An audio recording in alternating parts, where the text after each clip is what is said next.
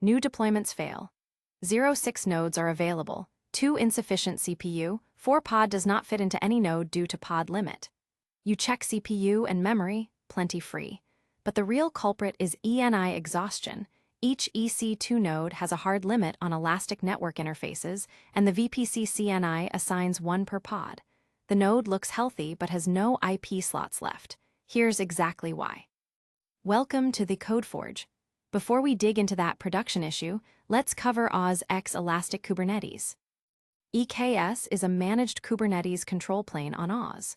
The control plane runs in a separate Oz account, multi-AZ for HA. VPC CNI assigns each pod a VPC IP address directly. Node groups can be managed, self-managed, or Fargate. IRSA uses OIDC to grant IAM roles to pods. AWS EKS runs the Kubernetes control plane in a separate Oz account. You interact with it exactly like a vanilla Kubernetes API server, but you cannot access etc. directly. Audit logs must be enabled via CloudTrail. The API server is fronted by an NLB. Use this CloudWatch command to check for failed requests to the control plane. Replace the cluster name and adjust the time range as needed. The Oz VPC CNI assigns each pod a real IP from your VPC subnet. It attaches multiple ENIs to each node and assigns secondary IPs to pods. This gives native VPC integration, but comes with hard limits based on instance type. Run this command to see how many ENIs and IPs are in use on a specific node. This helps diagnose IP exhaustion. If you set max pods higher than the instance's ENI capacity, the scheduler will try to schedule more pods than the node can support.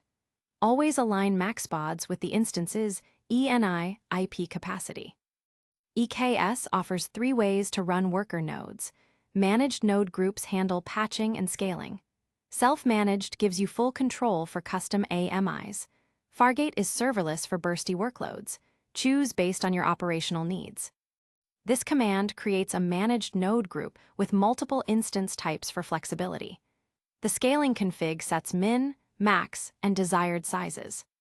IRSA uses OIDC federation. The Kubernetes API server issues a signed JWT token containing the pod service account identity. The pod presents this token to SDS to get temporary Oz credentials. The Oz SDK automatically refreshes the token. First, create a service account with the IAM role annotation. Then, from inside a pod, read the token file and call SDS to assume the role. This verifies the IRSA setup.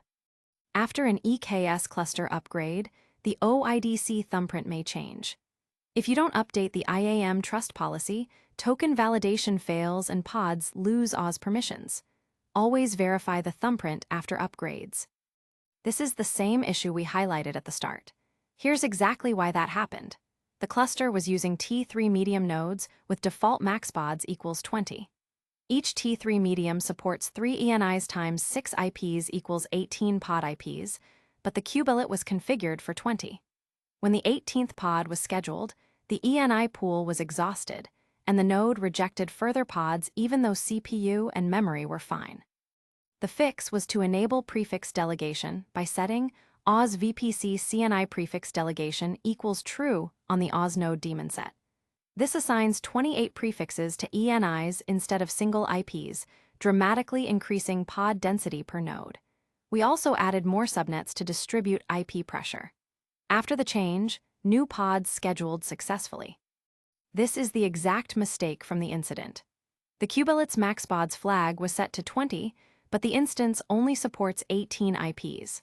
Always calculate max pods as ENIs per instance times IPs per ENI, 1 for system pods.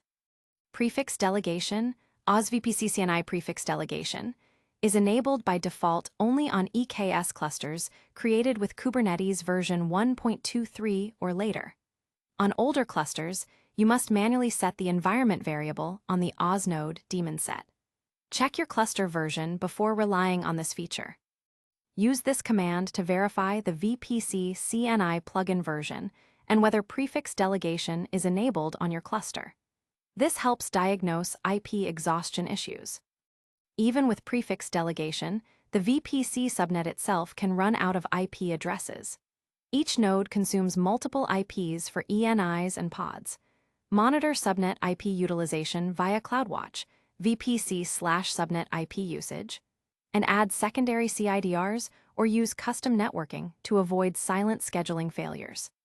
When pods are pending, first check node allocatable pods with kubectl describe node.